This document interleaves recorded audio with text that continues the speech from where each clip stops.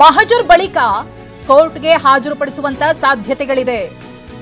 ರೀಲ್ಸ್ಗೆ ಬಳಸಿದ್ದ ಮಾರಕಾಸ್ತ್ರವನ್ನ ಕಾಕಿ ವಶಕ್ಕೆ ಪಡೆಯಲಿದ್ದಾರೆ. ರೀಲ್ಸ್ಗೆ ಬಳಸಿದ್ದಂತ ಮಚ್ಚು ಅದು ಅಸಲಿನಾ ನಕಲಿನಾ ಇದರ ತಪಾಸಣೆ ಕೂಡ ನಡೆಯುತ್ತೆ. ರೀಲ್ಸ್ಗೆ ಬಳಸಿದ್ದಂತ ಮಚ್ಚು ಸಿಗದೇ ಇದ್ರೆ ಕಾಕಿ ಬಂಧಿಸ್ತಾರೆ.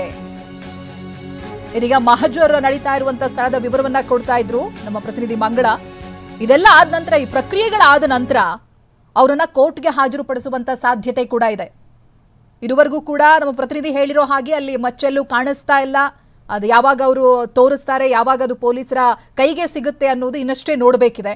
ಸದ್ಯಕ್ಕೆ ಅವರಿಂದ ಮಾಹಿತಿಗಳನ್ನ ಪಡೆದುಕೊಳ್ತಾ ಇದ್ದಾರೆ. ಈಗ ನೀವು ನೋಡ್ತಾ ಇರುವಂತ ದೃಶ್ಯ ಅಕ್ಷಯ್ ಸ್ಟುಡಿಯೋದ ದೃಶ್ಯ. ಇಲ್ಲೇ ಅವರು ರೀಲ್ಸ್ ಅನ್ನ ಮಾಡಿರ್ತಾರೆ. ಇನ್ನು ರಿಯಾಲಿಟಿ ಶೋ ಅಂತ ಹೇಳಿದಾಗ ಮೆಸೇಜ್ ಇರಬೇಕು, ಅದರಲ್ಲಿ ಜನ ಅದನ್ನ ಬಯಸ್ತಾ ಇರ್ತಾರೆ. ತುಂಬಾ ಜನ ಅದನ್ನ ನೋಡೋರಿದ್ದಾರೆ.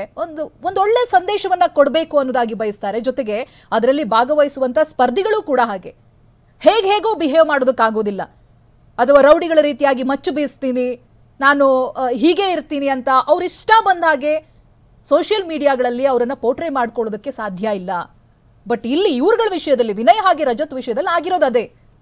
ಏನ್ ಮೆಸೇಜ್ ಕೊಡ್ತಾ ಇದ್ರು? ರಿಯಲ್ ಆದಂತ ಮಚ್ಚನ್ನ ಬೀಸ್ಕೊಂಡು.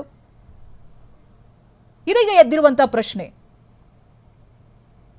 ಆದರ್ಶಗಳನ್ನ ಮೆರಿಬೇಕು, ಒಳ್ಳೆ ಸಂದೇಶವನ್ನ ಕೊಡಬೇಕು, ಅದನ್ನ ಬಿಟ್ಟು ತದ್ವಿರುದ್ಧವಾಗಿ ಜನ ನೋಡುವಂತ ಸ್ಥಳಗಳಲ್ಲಿ ಈ ರೀತಿಯಾಗಿ ರಿಯಲ್ ಆದಂತ ಮಚ್ಚನ್ನ ಹಿಡಿದು ಲಾಂಗ್ ಅನ್ನ ಬೀಸ್ಕೊಂಡು ರೀಲ್ಸ್ ಮಾಡಿರೋದು ಎಷ್ಟು ಮಟ್ಟಿಗೆ ಸರಿ? ಅದಾದ ನಂತರದಲ್ಲಿ ಯಾವುದೋ ಒಂದು ಫೈಬರ್ ಮಚ್ಚನ್ನ ತಗೊಂಡು ಹೋಗಿ ಪೊಲೀಸ್ ಸ್ಟೇಷನ್ ಕೊಟ್ಟಿದಾರಲ್ಲ, ನಿನ್ನೆ ದಿನ ಎಸ್ಕೇಪ್ ಆದ್ವಿ ಅಂತಾನೆ ಅಂದ್ಕೊಂಡಿರ್ಬೇಕು ಅವರು. ಮಚ್ಚು ಕೇಳಿದ್ರು ನಾವು ಮಚ್ಚು ಕೊಟ್ಟಿದ್ದೀವಿ, ಅಲ್ಲಿಗೆ ಮುಗೀತು ಅಂತ. ಆದ್ರೆ ಇವತ್ತು ನಿಜವಾದಂತ ಇನ್ನೊಂದು ಟ್ವಿಸ್ಟ್ ಪಡೆದುಕೊಂಡಿದೆ. ವಿಚಾರಣೆ ಮತ್ತೊಂದು ಹಂತಕ್ಕೆ ಹೋಗಿ ತಲುಪಿದೆ.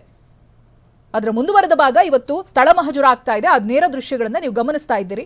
ಇಬ್ರು ಕೂಡ ಅಕ್ಷಯ್ ಸ್ಟುಡಿಯೋಗೆ ಬಂದಿದ್ದಾರೆ.